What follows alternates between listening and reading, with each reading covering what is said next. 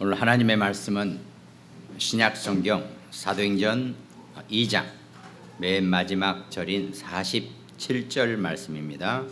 사도행전 2장 47절 말씀 우리 함께 합독합니다. 하나님을 찬미하며 또 온 백성에게 칭송을 받으니 주께서 구원받는 사람을 날마다 더하게 하시니라. 아멘. 이 사도행전 2장은 정말 이 교회에 관한 모든 축복이 이 사도행전 2장 속에 다 설명되어 있고 다 표현되어 있고 또 하나님의 축복의 약속이라고 해도 절대 부족하지 않을 것입니다. 약 200년 2000년 전에 일어난 일이지만 지금도 똑같이 우리 온 교회가 이 사도행전 2장의 축복을 우리가 늘 마음에 담고 기도하고 우리가 이 2장의 응답을 받는다면 아마 더 말할 나위가 없을 것입니다. 이 초대교회 전도 제자들은 바로 이 사도행전 2장을 통해서 현장에 대한 전도와 선교에 대한 모든 준비가 완벽하게 다 끝이 났다고 해도 전혀 틀린 부족한 표현이 분명히 아닐 거라고 봅니다. 그러니까 이 초대교회 2장의 이 멤버들은 정말 다른 것이 필요하지 않았던 거죠. 오직 하나님의 말씀의 힘을 가지고 살아가는 그런 전도 제자들이었기 때문에 이 2장에서 약속받고 이 2장에서 응답받은 그 전도 제자의 준비가 오늘 여러분과 제가 같이 누려야 될 말씀이고 또 우리 인생의 삶의 한 주간 우리가 정말 붙잡고 승리해야 될 그런 언약이라고 보여집니다. 그러니까 우리가 이 하나님의 말씀을 붙잡고 이 복음을 붙잡고 이 응답과 역사를 우리가 받는 것은 전혀 문제가 안 될 것입니다. 그러니까 그 응답과 역사를 전도 현장에서 삶의 현장에서 우리가 받아야 되는데 우리가 이 영적 준비를 하지 않은 상태에서 그런 현장을 만난다고 해도 나쁠 건 없습니다. 그렇지만 상당히 의미가 다르게 되어진다는 겁니다. 우리가 영적인 준비를 하고 마주치는 현장의 모든 사건과 문제, 내게 닥쳐오는 것들 이걸 준비가 되어지지 않은 상태에서 만나게 되면 그 해석이나 그거에 대한 우리 결과가 전혀 다를 수도 있다는 겁니다. 결국은 하나님이 여러분과 저에게 현장에서 우리 삶의 인생에서 이 전도 제자의 영적 준비가 되어진다는 것은 내가 그만큼 영적으로 참 어려운 얘기 같지만 통제가 되어진다는 것을 분명히 의미한다는 겁니다.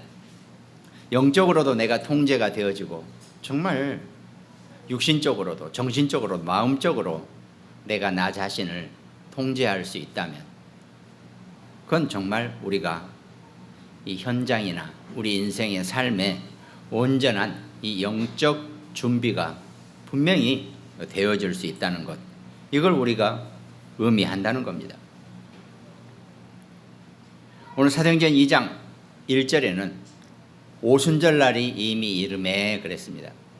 마가다락방에 모인 이 초대교회 멤버들이 이 오순절 마가다락방에 모여 있을 때 물론 여기는 반드시 아까 분명히 나와 있죠. 중간에 베드로가 또 요엘서 2장 28절 말씀을 가지고 이렇게 설교를 했기 때문에 베드로라는 인물을 통해서 이 초대교회 전도 제자들이 어떤 준비를 했는지 이것이 서론에 여러분과 제가 한번 말씀을 나눠볼 필요가 있죠. 베드로 그러면 일단 마태복음 16장 16절 주는 그리스도시요 살아계신 하나님의 아들이시니라는 이 고백을 한 사람입니다. 천하의 베드로가 주는 그리스도시요 살아계신 하나님의 아들이시다는 이 고백, 오늘날 모든 전도 현장에서 쉴 새 없이 고백되어지고 선포되어지는 이 언약을 베드로가 했다는 것, 아마 그 동시대를 살았던 사람들은 도무지 믿겨지지도 않고 꿈에도 아마 생각 못했을 것입니다. 왜? 그만큼 베드로라는 인물에 대해서 우리가 좀 알아보면은, 그 인생을 보면은, 그 족보를 보면은 도대체가 불가능하다고 해도 전혀 다른 얘기, 틀린 얘기가 아닐 것입니다. 근데 하나님은 그런 불가능을 절대 가능으로 바꾸시고, 혹시 여러분과 제가, 우리가 야, 나는 이게 너무 안 돼, 나는 불가능해 라고 하는 어떤 문제나 사건도 하나님은 여러분과 저를 하나님의 일을 쓰시기 위해서 절대 가능으로 바꾸신다는 것, 이걸 베드로를 통해서 여러분과 제가 붙잡으면 될 것 같다는 겁니다.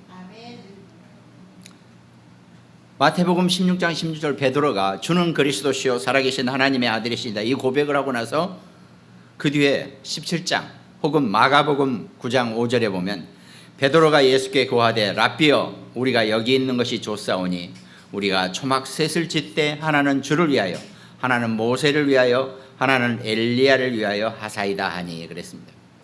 베드로가 금방 주는 그리스도시요 살아계신 하나님의 아들이시니다는 이런 어마어마한 고백을 해놓고 변화산에 같이 올라가서는 모세와 엘리야를 보면서, 모세와 엘리야는 워낙 이 유대인들은요, 이 모세와 엘리야는 정말 예수 그리스도는 지금 생전에 만난 분이기 때문에 약간 좀 다를 수 있죠. 그런데 이미 이 사람들 마음속에는요, 모세와 엘리야가 더 깊숙이 박혀 있는 사람들이에요. 어렸을 때부터 율법이 됐던 언약이 됐든 뭐가 됐든 이 사람들 마음속에 이 모세와 엘리야를 아주 깊이 이 유대인들은 박혀져 있기 때문에 그렇다는 겁니다. 그런데 그게 완전히 율법주의고 인본주의고 신비주의적인 그런 내용으로 유대인들은 각인되어 있다는 겁니다. 그게 뿌리 내려지고 체질이 되어 있다 보니까 예수 그리스도를 생전에 만나서 주는 그리스도시요 살아계신 하나님의 아들이시다 이런 고백까지 해놓고도 금방 자기의 각인된 뿌리 내린 체질된 율법주의, 인본주의, 신비주의, 모세와 엘리야 속으로 바로 돌아간단 말이죠. 그게 여러분과 저의, 우리가 복음 생활을 하고 신앙생활을 하면서 우리가 늘 잊지 말아야 되고 우리가 늘 혼동하지 말아야 될 정말 그리스도의 복음과 우리 삶의 율법주의나 인본주의나 이 신비주의 것, 이것들하고 우리가 늘 분별이 되어지고 가늠이 되어져야 한다는 겁니다. 그래야 우리가 신앙생활하면서 정말 온전한 올바른 인도를 받게 된다는 거죠. 인생 살면서요, 성령 인도 받지 못하는 것처럼 슬프고 무모하고 어려운 것 정말 없습니다. 정말 대단한 사람인데도 그러지 못하고 사는 사람들이 불신자도 그렇고 신자들도 그렇고 우리가 많이 보아진다는 겁니다. 물론 하나님의 자녀는 어떻게 살더라도 결국은 그것이 성령의 인도, 그때는 그만큼밖에 안 됐다라고 우리가 얘기할 수밖에 없죠. 그러나 분명한 것은 우리가 구원받고 하나님의 자녀가 되고 나서 나도 모르게 내게 각인 뿌리 체질된 것 때문에 내가 인도를 제대로 못 받는다고 생각한다면 정말 슬픈 일이 될 수밖에 없다는 겁니다. 이 베드로가 금방 주는 그리스도시요 살아계신 하나님의 아들이시다 고백해놓고 또 돌아서서는 모세를 위하여 엘리야를 위하여, 물론 생전에 살아계신 가치 있는 예수 그리스도도 잊지 않고 챙기기는 하죠. 이게 여러분과 저의 신앙생활 모습이 된다면 이건 아니라는 거죠. 아닌 건 아니라 그랬죠. 하여튼 그걸 우리가 신앙생활하면서 조금만 내 안에 나 자신의 이 영적 인도를 잘 우리가 챙기면서 살아갈 수 있는 것, 이게 정말 저는 중요하다고 보여집니다. 그러면서 마태복음 26장 74절, 예수님이 붙잡혔을 때 베드로가 뭐라 그럽니까? 마태복음 26장 74절에 보니까 그가 저주하며 맹세하여, 그가 여기서 그는 베드로입니다. 베드로가 저주하며 맹세하여 이르되 나는 그 사람을 알지 못하노라 하니 곧 닭이 울더라 그랬습니다. 예수님이 미리 얘기했거든요. 내가 붙잡힌 날 아침에 닭이 3번 울기 전에 네가 나를 3번씩이나, 닭 울기 전에 네가 나를 3번 부인하게 될 것이다. 베드로 뭐라 그럽니까? 무슨 소리 하십니까? 제가 얼마나 의리의 사나이인데 감히 예수님을 제가 배신할 리가 있습니까? 저한테 그런 말씀 하지 마세요. 이렇게까지 얘기하면서 아주 그럴 수가 없다라고 베드로가 얘기했죠. 그런데 베드로는 예수님이 붙잡히고 난 다음에 그 여종이, 그 대제사장에 있는 집 여종이 니도 저 예수쟁이랑 같이 있었지 않았느냐라고 하니까 무슨 소리야, 난 그런 적이 없다고 3번이나 부인한단 말이죠. 어쩌면 그게 심약하고 연약한 여러분과 저의 신앙생활일 수도 있습니다. 3번이 아니라 30번 3000번이라도 하나님은 여러분과 저를 기다리십니다. 근데 우리가 3번 할 걸 3000번 한다면 너무 억울하고 너무 쉽게 말해서 세상 말로 꼬인 인생이 될 수 있다는 얘기입니다. 한 번에 제대로 온전하게 성령인도 받는 그런 축복된 신앙생활자가 되기를 주님의 이름으로 축원드리겠습니다. 그런데 이 베드로가 이제 완전히 바뀌어버린단 말이죠. 그리고 요즘 참 베드로에 대한 얘기를 우리가 좀 요한복음 하면서도 좀 이렇게 몇 번 들었는데 그렇습니다. 여러분과 제가 곧 베드로와 똑같아요. 그나마 다행이죠. 감사하죠. 하나님이 여러분과 저를 베드로처럼 태초 이전에 우리를 선택하셨다는 것, 이건 정말 감사한 일이고 기쁜 일이죠. 근데 우리가 인생 살면서요, 우리도 모르게 각인 뿌리 체질된 것 때문에 3번이 아니라 수없이 우리는 내리락 오르락 하고 우리의 신앙생활이 살고 있다는 겁니다. 그런 베드로가 이제 부활하신 그리스도를 만나고 이 사도행전 1장과 2장의 역사 속에서 완전히 바뀌어지는 것, 그게 여러분과 저의 모습이 되어져야 되고 그게 여러분과 저의 응답이 분명히 되어져야 한다는 거죠. 이게 베드로의 원래 이름이 바요나 시모나 그랬죠. 이게 원래 베드로의 이름은 시몬이었습니다. 시몬. 예수님이 베드로에게, 베드로도 아니죠, 시몬 처음에 만났을 때 너는 앞으로 이름을 게바라고 하라고 이름을 지어줍니다. 예수님이, 베드로의 이름은 예수님이 지어준 거라 그랬죠.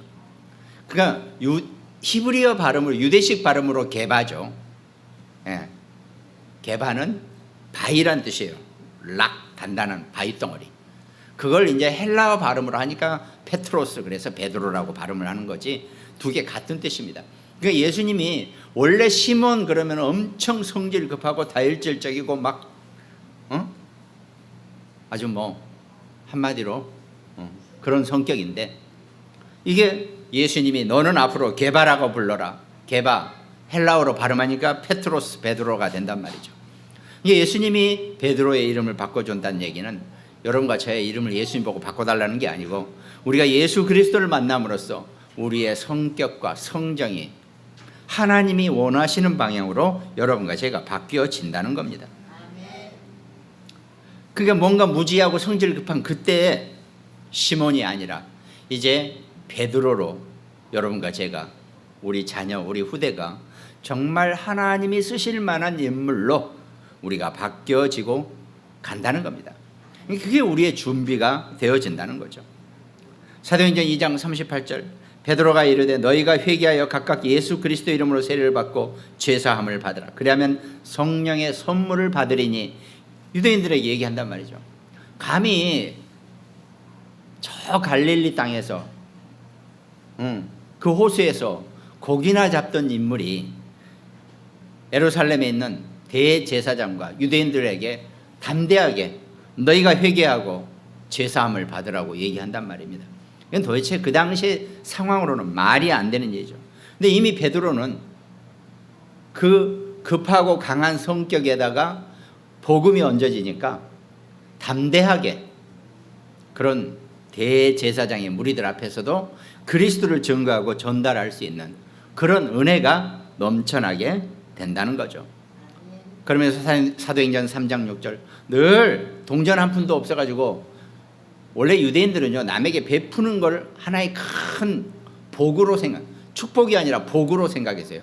그게 나중에 자기가 큰 하늘의 복을 받는 이런 개념으로 생각했기 때문에 구제나 이런 일을 참 좋아해요. 잘해요. 근데 문제는 베드로가 아무리 주머니를 뒤져봐도 동전이 한 입이 안 나오는데요.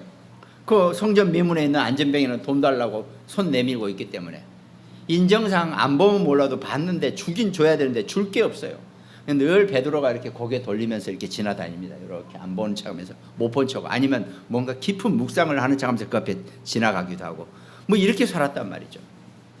그러던 베드로가 사도행전 1장과 2장의 오순절 마가다락방 이 성령의 역사가 지나가고 나서는 그 안진뱅이를 보고 담대하게 은과 금은 내게 없으나 내게 있는 것으로 네게 주노니 나사렛 예수 그리스도 이름으로 일어나서 걸으라라고 선포할 수 있는 그런 영적인 힘과 영적인 준비가 되어졌다는 겁니다. 그러니까 이 사건으로서 베드로가 다시 공회 앞으로 불려갔을 때 사도행전 4장 12절 다른 이로서는 구원을 받을 수 없나니 천하 사람 중에 구원을 받을 만한 다른 이름을 우리에게 주신 일이 없음이라 이렇게 선포한단 말이죠. 감히 그 어마어마한 대제사장들 틈 앞에서 공회 앞에서 베드로가 이렇게 외칠 수 있고 선포할 수 있다는 것은 그 사람들은 이해도 안 되고 도대체 꿈도 못 꾸는 일이었습니다. 그 갈릴리 호수에서 고기나 잡던 정말 천하고 무식한 그런 인물이 어떻게 우리 앞에서 저렇게 당당할 수 있냐. 원래 저 친구가 학식이 없는 친구인 줄 알았느냐. 어떻게 저렇게 말을 잘하느냐 이런단 말이죠. 하나님 앞에서는요 그리스도의 언약과 은혜 안에서는요 학식, 학력 아무런 상관이 없다는 것, 복음 안에서만 여러분과 제가 누릴 수 있는 최고의 결과입니다. 그러니까 우리는 그 언약을 가지고 담대하게 우리가 현장에서 모든 전도자의 삶의 현장에서 우리가 준비해야 될 것, 이게 말씀 안에서 여러분과 제가 붙잡아야 될 영적 준비의 내용이라고 할 수 있다는 거죠. 그럼 본론에 우리 전도 제자가 가져야 될 세 가지 준비가 있습니다. 그 하나가 우리의 현장이 준비되어져야 한다는 겁니다. 근데 하나님은 이 사도행전 1장과 2장과 3장의 역사 속에서 하나님이 이 초대교회 멤버들 전도 제자들에게 현장을 준비시켰다는 겁니다. 먼저 40일 동안 감람산에서 하나님 나라에 대한 집중 교육을 하셨다 그랬죠. 그게 요한복음 19장 30절 예수께서 신포도주를 받으신 후에 이르시되 다 이루었다 하시고 머리를 숙이니 예수님이 십자가에서 다 끝내버리셨다는 거, 이 언약을 가지고 40일 동안 감람원에 모여서 제자들이 하나님 나라의 일에 대해서 완벽하게 설명을 받았다 그랬습니다. 이게 예수님이 제자들을 40일 동안 감람원에 모여서 40일 동안 하나님 나라의 일에 대해서 집중 훈련을 시켜 놓으셨다는 거죠. 어디에 있든지 어떤 상황에 있든지 물 가운데 있든지 불 가운데 있든지 거기가 하나님의 나라고 내가 친히 통치할 것이고 너희는 나의 백성들이라고 하나님 분명히 약속하셨다는 거죠. 우리도 안 해봐서 그래서 40일 동안 밥만 먹고 하고 계속 뭔 얘기를 들어보세요. 완전히 거기에 각인, 뿌리, 체질이 분명히 될 겁니다. 근데 제자들이 딱 그러고 나니까 이제는 세상에 로마 황제 앞에 가서도 거기가 하나님의 나라고 하나님이 친히 로마 황제까지도 통치할 것이라는 것을 분명히 믿는 그런 집중의 언약을 갖게 된다는 겁니다. 그러면서 사도행전 1장 7절 때와 시기는 아버지께서 자기의 고난에 두셨으니 너희가 알 바 아니요 그랬습니다. 모든 시간표, 인생과 시대와 지구 땅덩어리의 시간표까지도 친히 하나님이 주관하시고 하나님이 이끌어 가신다는 것, 이렇게 해야지만이 오직의 기도가 나올 수 있다는 겁니다. 사도행전 1장 4절 사도와 함께 모이사 그들에게 분부하여 이르시되 예루살렘을 떠나지 말고 내게서 들은 바 아버지께서 약속하신 것을 기다리라 그랬습니다. 요한은 물로 세례를 베풀었으나 너희는 몇 날이 못되어 성령으로 세례를 받게 될 것이라고, 땅 끝까지 내 증인이 될 것이니까 기다리라 그랬습니다. 이게 제가 이제 이렇게 어느 순간 제가 이렇게 복음 받고 목회자가 되고 나서 제가 또 별도의 부전공을 하나 한 게 있었죠. 바로 이제 성경의 언어입니다. 원어. 그러다 보니까 이게 그 언어를 조금 집중으로 공부하다 보면요, 온갖 언어에 대해서 이렇게 이렇게 뭐라 그래야 되나, 이렇게 약간 이렇게 말 표현이 잘 안 나네. 이거 언어학자가 언어 표현이 잘 안 나네. 큰일이네. 하여튼 잘 이렇게 믹싱을 할 수 있는 이제 그런 어떤 것도 있어요. 다른 얘기 하자는 게 아니고, 기도라는 우리 한국말을 가만히 이렇게 생각해요. 기도가 뭔가라고 생각하셨을 때 기도는 기다리는 것입니다. 근데 무엇으로 기다려야 되냐면 오직으로 기다리는 겁니다. 오직으로. 그러면 우리가 보통 기다려 그럴 때는 가끔 애들이 말도 줄여서 기다려 그러잖아요. 기다려.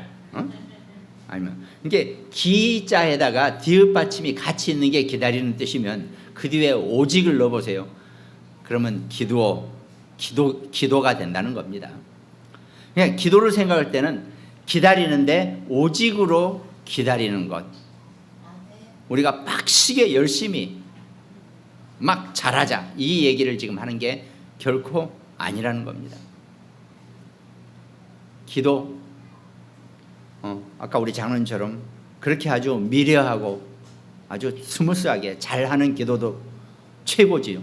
그런데 우리의 한숨도 하나님이 기도 제목으로 다 들어주신다고 그랬습니다. 그 언약을 붙잡고 정말 여러분과 제가 응답 속에서, 우리가 기다림 속에서 우리의 현장을 기도로 준비하는 것. 간다 안 간다, 현장을 가서 뭘 하자 안 하자, 절대 이 얘기가 아니라는 겁니다. 이미 모든 여러분과 저의 삶의 인생의 여정과 시간표와 현장은요, 하나님이 이미 다 우리에게 다 준비를 해 놓으셨고 다 이끌어 가게 해 주신다는 겁니다. 그게 초대교회 멤버들이 들어갔다 40일 동안 하나님 나라의 일에 대해서 설명 듣고 나온 얘기입니다.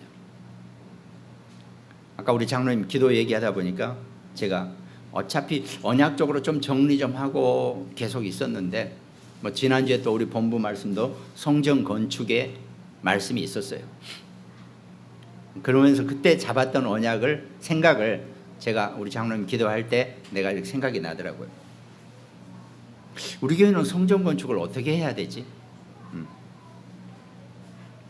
기도하세요. 우리가 성전 건축을 할 때는 이 성전 건축이라는 이 타이틀 기도 제목 속에 모든 성도 렘넌트까지 완전한 경제 축복을 받는다는 조건이 함께 되어져야지 이 성전 건축이 의미가 있다는 겁니다. 뭐 큰 교회, 대형 교회들 뭐 성전 건축하니까 반 이상 빠져나갔다는 어떤 별 희한한 소리가 나오는 그런 성전 건축 말고, 우리는 성전을 건축하고 성전의 응답을 받게 될 때는 모든 성도가 한 명도 빠짐없이 완벽하게 하나님의 경제 축복과 응답, 그게 눈에 보이는 경제 축복이든지 보이지 않는 경제 축복이든지 상관없습니다. 그 언약까지 성취되어지는 것, 그게 우리의 성전 건축의 의미가 된다는 것, 그걸 붙잡고 기도하시면 아마 틀림없이 하나님이 완벽한 타이밍을 저희에게 주실 줄로 믿습니다. 사도행전 1장 14절, 여자들과 예수의 어머니 마리아와 예수의 아우들과 더불어 마음을 같이하여 오로지 기도에 힘썼다 그랬습니다. 현장을 위한 기도의 준비를 하시기를 주님의 이름으로 축원드리겠습니다. 그리고 본론의 두 번째는, 그러면 자연스럽게 우리의 미션이 준비되어지게 된다는 겁니다. 우리가 미션을 준비하니까 우리가 뭐 일을 해야 된다고 생각하는데 아니라 그랬죠. 사도행전 1장 17절을 보면은, 이 사람은 본래 우리 다니던 사람 중에 하나를 세워 우리와 더불어 예수께서 부활하심을 증거할 사람이 이 사람은 원래 우리 수 가운데 참여하여 이 직무의 한 부분을 맡았던 자라. 지금 사도행전 1장 뒷부분에 보면 어떤 일이 있냐면요, 자, 유다가 12제자 중에 한 명이었죠. 그 유다가 예수님을 팔고 정말 이렇게 아겔다마라고 하는 그 사건으로 죽습니다. 유다가 죽게 되니까 12제자였는데 11제자로 한 명이 빠지죠. 그래서 한 명을 제자를 세워서 찾습니다. 여러분과 저의 미션과 우리의 직무는요, 바로 이 유다 대신 들어가는 겁니다. 유다가 빠졌기 때문에 우리의 미션이, 우리의 직무가 거기에 들어간다는 것. 우리의 모든 직무는 유다의 대신, 유다 대신 들어가는 그런 미션이라고 보면 아마 거의 틀림이 없을 것입니다. 하나님이 12제자, 12사도의 한 축을 유다를 통해서 빼놨기 때문에 다시 그 빈 공간을, 비어져 버린 부분을 다시 채워 넣는 것. 이게 여러분과 저의 미션이 되어지고 그 미션 준비가 되어져야 한다는 겁니다. 그러니까 우리는요, 뭘 일을 벌리는 미션이 아니고 그 빠진 한 부분을 채워 넣는 게 그게 우리의 미션이라는 거. 왜? 하나님은 이미 다 예비해 놓고 완벽하게 다 맞춰놨기 때문에 우리는 그 마지막 한 부분만 들어가서 어떻게 보면 여러분과 제가요, 그 미션에, 그 직무에 들어가기만 하면 모든 것은 다 미션은 준비되는 것으로 우리가 그렇게 생각하면 아마 전혀 다르지 않을 것이라는 겁니다. 그러니까 초대교회 멤버들은 이 오늘 사도행전 2장 내용 속에서 그 미션을 감당할 수 있는 사람을 뽑아내고 그리고 다 같이 모여서 오순절 마가다락방에 임했을 때 15개국에서 온 사람들이 완벽하게 그 미션을 서로 나눠 갖는 그런 응답을 누리게 된다는 겁니다. 그러면서 미래 준비까지 완벽하게 해주는 거죠. 사도행전 2장 17절 하나님 말씀하시기를 말세 내가 내 영을 모든 육체에 부어주리니 너희의 자녀들은 애언할 것이요 너희의 젊은이들은 환상을 보고 너희의 늙은이들은 꿈을 꾸리라 그랬습니다. 하나님 말세에 여러분과 제게요, 자연스럽게 자동으로 미래에 대한 완벽한 언약을 우리에게 다 허용하여 주신다 그랬습니다. 그때 내가 내 여종과 남종들에게 성령을 부어준다고 분명히 약속하셨다는 겁니다. 그 언약을 붙잡고 우리의 미션이 준비된다면 아마 전혀 부족하지 않는 하나님이 원하시는 최고의 것, 우리가 뭘 높은 수준으로 잘하자는 게 아닙니다. 하나님이 필요로 하는 것을 여러분과 제가 채우는 것, 그게 우리의 미션 준비라는 것. 이것만 알고 계시면 아마 전혀 어렵지 않으실 것입니다. 하나님 여러분과 저한테 뭘 어마하고 크게 위대한 걸 요구하지 않으세요. 그건요, 힘들게 다 불신자들이나 딴 사람들 다 시켜요. 하나님 여러분과 제게요, 하나님이 꼭 필요로 하는 일을, 그 일을 맡겨놓고 그 일을 채워주기를 기다리고 계신다는 겁니다. 그게 우리의 미션이라는 것, 이것만 이해하면 된다는 겁니다. 그러면서 본론의 세 번째는 이제 그러고 나서 우리는 자연스럽게 교회에 대한 모든 준비를 하는 겁니다. 오늘 교회에 대한 준비가 오늘 읽은 본문에 사도행전 2장은 아까 서론에 말씀드린 것처럼 교회에 대한 모든 거라 그랬죠. 그것도 교회에 대한 준비에 대한 내용이 사도행전 2장 뒷부분에서 계속 나오죠. 믿는 사람들이 다 함께해서 모든 물건을 서로 통용하고 또 재산과 소유를 팔아 각 사람의 필요를 따라 나눠주며 날마다 마음을 같이하여 성전에 모이기를 힘쓰고 집에서 떡을 떼며 기쁨과 순전한 마음으로 음식을 먹고 오늘 본문 말씀처럼 하나님을 찬미하며 또 온 백성에게 칭송을 받으니 주께서 구원받는 사람을 날마다 더하게 하시니라 그랬습니다. 교회는 함께 하는 곳입니다. 생각이 다르고 살아온 배경이 다르고 방향이 다 다른 사람들이 여기 와서는 우리가 함께 되어지는 것. 그러다 보니까 우리가 참 많은 것을 생각 안 할 수가 없습니다. 이렇게 좀 다를 수는 있겠죠. 생각이 다를 수는 있겠죠. 하여튼 그거는 다음에 얘기하기로 하고. 하여튼 지금 시대가 지금 가만히 생각해보세요. 지금은 시대가 다양성의 시대예요. 그러니까 어떤 한 가지 어떤 그 목표나 뜻은 같아요. 그렇지만 거기는 많은 다양성이 존재한다는 거. 근데 우리도 모르게요, 이 코로나 한 2, 3년 겪고 사람들이 더 그 다양성이 무너지고 더 막 좁혀오는 것 같아요.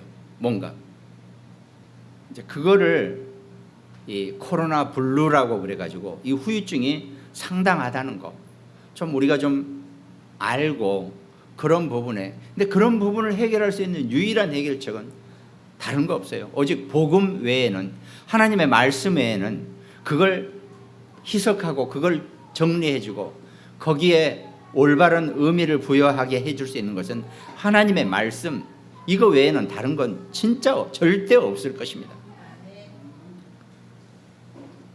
신자든 불신자든 멀쩡하게 사는 사람이 시간이 흐를수록 안 되어 가는 것, 분명히 거기에는 이유와 원인이 있다는 거니까요. 물론 하나님의 뜻도 있습니다. 그러나 정말 중요한 것은 내가 온전하게 내 영혼 육이 하나님의 성령의 인도를 받고 이 복음 안에서 내가 움직이고 있는가. 하나님 여러분과 저한테 무슨 큰 거 위대한 걸 절대 원하고 계시지 않다는 것, 이걸 우리가 좀 잘 이해하고 우리가 신앙생활을 한다는 것, 이게 우리에게 정말 필요하다는 겁니다. 교회는 그걸 위한 플랫폼이고 그걸 위한 발판이고 그걸 위해서 모든 것을 담아드리고 모든 것을 표출해내는 것, 그게 교회 사역이라는 것. 교회는 그렇게 보여져야 되고 그렇게 함께 해야 된다는 것, 이게 우리가 준비해야 될 내용입니다. 근데 이런 준비들, 이게 우리의 전도제자의 준비라 그랬죠. 우리의 현장과 미션과 교회가 온전하게 준비될 때 하나님 여러분과 저를, 우리 자녀들을 정말 이 땅에서 최고의 하나님 자녀의 백성이 걸맞게 모든 시간표 타이밍을 맞춰서 우리를 축복하게 될 것입니다. 결론에 우리가 전도제자, 전도 중직제자, 이건 무슨 뭐 직분을 맡아서 중직이 아닙니다. 하나님의 큰 미션을 받은 자들의 제자의 삶, 이게 우리 안에 정리되어지고 필요하다는 것. 그냥 네 가지 것. 하나님의 말씀, 예배 말씀으로 우리의 모든 것에 해답이 되어져야 한다는 겁니다.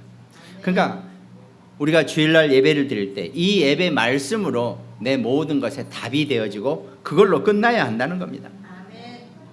그러면서 우리는 한 시대에 함께 우리 모든 교인들을 서로 한 교회에 모아놨기 때문에 우리가 서로 교제할 수 있다는 것.